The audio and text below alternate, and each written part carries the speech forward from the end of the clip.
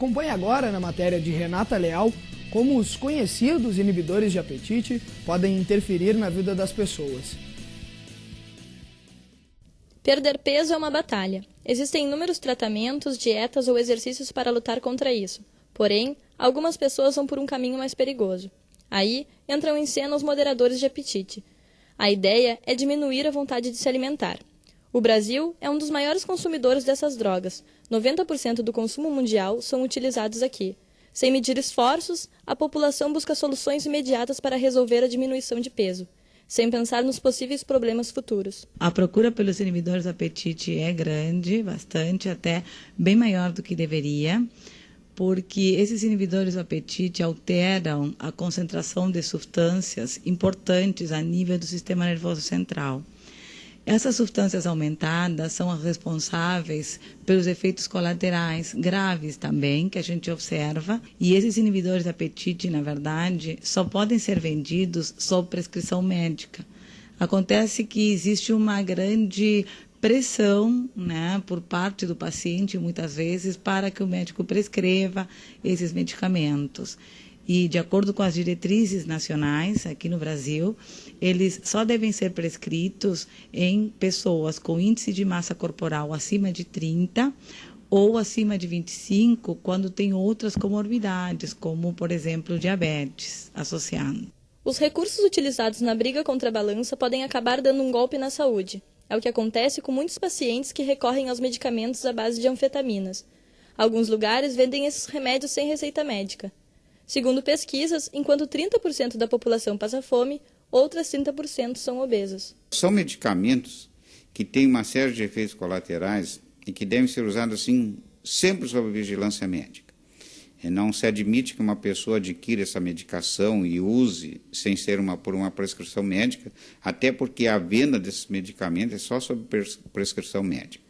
O que acontece é que esses medicamentos são inibidores do apetite e são derivados de anfetaminas, que são substâncias que estimulam o sistema nervoso central.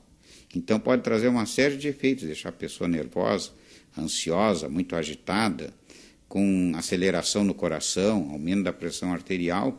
E o pior de tudo isso é que são medicamentos que podem levar à dependência, de tal maneira que as pessoas começam a precisar de doses maiores para obter esses efeitos, e daí o fato de que eles podem ser usados como drogas, como estimulantes do sistema nervoso central.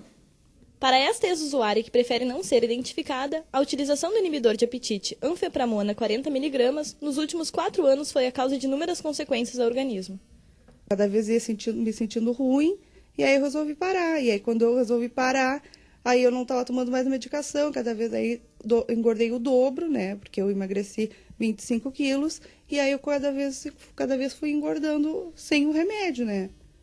Aí eu resolvi parar para começar a fazer uma alimentação adequada, mas com legumes, com frutas, né? Tudo natural. É difícil perceber quando o consumo se torna um vício, quando se começa a tomar uma dose e quando ela já não responde mais. A dependência é uma arma silenciosa nessa batalha. E os efeitos colaterais da droga surgem em forma de depressão, ansiedade, insônia, taquicardia, irritabilidade, tonteiras e pressão alta. Nesses casos, o auxílio de profissionais da área mental são fundamentais. O uso, a pessoa desenvolve uma dependência, né? Uma dependência química, como cigarro, como crack, como outra qualquer. A readaptação desses pacientes ela está baseada num tratamento, que é um tratamento de uma dependência química, em que se utilizam medicações para corrigir alguns sintomas de abstinência, por exemplo. Às vezes é preciso uma internação hospitalar, que atualmente a gente está utilizando muito a hospitalização em hospital geral, não hospital psiquiátrico, não é um paciente que tenha uma comorbidade psiquiátrica. Se há depressão grave com risco de suicídio, aí em geral está indicado já uma internação com mais cuidado, que pode ser numa unidade psiquiátrica no hospital geral ou no próprio hospital psiquiátrico. Né? Mas normalmente são casos leves, em que o paciente tem que fazer alguma psicoterapia para aprender a enfrentar, uma terapia dirigida para a dependência, para aprender a enfrentar a abstinência e prevenir a recaída, que é frequente também. Carne ou peixe? Fritos ou grelhados? Água ou refrigerante? Doces ou frutas? A constante mudança e o estresse do dia a dia faz com que as pessoas acabem comendo indevidamente e em horários alternativos. Para ter saúde, viver bem e com qualidade, é preciso uma alimentação saudável. A alimentação ideal seria aquela que fosse completa em termos de nutrientes, em termos de qualidade e quantidade, né? Quando nós falamos em nutrientes, nós já estamos falando em qualidade, e quantidade é a maneira como ela vai comer durante o dia inteiro. O número de refeições, a divisão do tempo dessas refeições, né? E o estilo da refeição para cada época do ano. Agora, no inverno, comidas mais quentes, né? Mas isso não quer dizer que sejam refeições altamente gordurosas e altamente com açúcar, mas alimentações equilibradas, sempre em termos de nutrientes e quantidade de alimento. Esse seria o ideal. Que eu acho que não deva tomar, né? Porque é uma coisa assim que com certeza vai estragar totalmente o teu corpo, né? Mexe com todo o teu organismo. Então eu acho que tu deve ver bem os medicamentos que tu deve tomar, né? Bom, eu escolhi o curso de farmácia porque foi o curso que eu mais me identifiquei com a área das humanas, né? Também tem uma parte das exatas, muita química, muita matemática. Foi nisso aí que eu me identifiquei. O curso se baseia muito na manipulação, tanto de medicamentos como de cosméticos. Tem bastante parte prática, trabalho prático. Bom, a partir do 5º semestre, na verdade, é que tu vai ver o que tu vai executar na tua profissão. Porque do 1º ao 4º semestre é mais a parte teórica.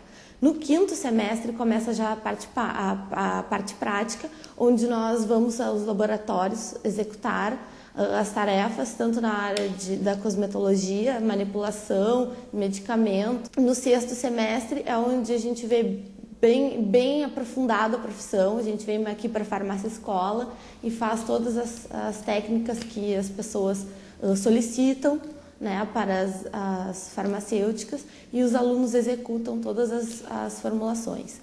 O curso de farmácia é um curso que abrange um pouco de cada curso, na verdade, e depois, mais para o final, ele se especifica bastante. Mas eu acho que um aluno que faz o curso de farmácia, ele sai muito apto para ir para o campo de trabalho. Eu, quando entrei no curso, eu não estava acostumada a estudar muito e entrei com muita dificuldade, estudando bastante. Mas hoje eu me sinto uma pessoa capaz de entrar numa farmácia de manipulação para executar as tarefas exigidas. Então, essa é a minha dica. Estudem bastante. Quem gostar da área é muito bom. No último bloco do Escolha Certa, confira as opiniões de 2 profissionais que atuam há muitos anos na área. Nós já voltamos.